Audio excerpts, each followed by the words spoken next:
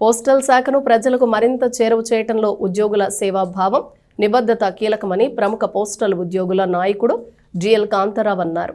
Postal ప్రధాన కార్యాలయంలో శుక్రవారం బిఎంఎస్ యూనియన్ క్యాలెండర్ను senior comrade DL Kantharao postal ఉద్యోగుల సమక్షంలో ఆవిష్కరించారు.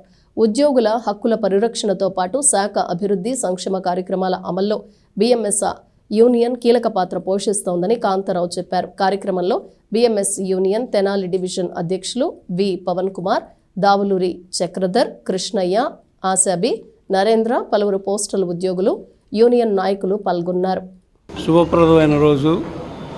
పోస్టల్ ఎంప్లాయీస్ తరఫున బిఎంఎస్ యూనియన్లో సభ్యుల పరంగా trade union, BMS union trade union తరఫున మనం పోస్టల్ డిపార్ట్మెంట్లో ఎక్కువ సంఖ్యలో ఉన్నటువంటి బిఎంఎస్ సంబంధించినటువంటి కార్మిక నాయకులందరూ కూడా ఇవాళ అటెండ్ కావడం జరిగింది. ఈరోజు ఈ 26వ సంవత్సరం, నూతన సంవత్సరం 2026 నూతన సంవత్సరమునకు ఒక క్యాలెండర్ ముద్రించడం జరిగింది. ఇది మొదటిసారి.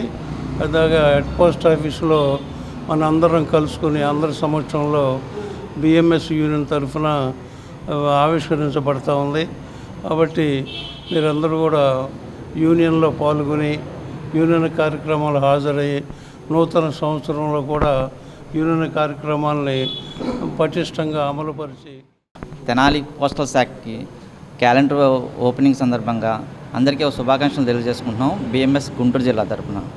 అలాగే మన దేశంలో బిఎంఎస్ ప్రపంచంలో కన్నా అత్యధిక సంఖ్య కలిగిన బిఎంఎస్ని, అలానే పోస్టల్ డిపార్ట్మెంట్లో కూడా అత్యధిక సంఖ్య గల పోస్టల్ డిపార్ట్మెంట్గా తెనాలికి మంచి పేరు తెస్తారని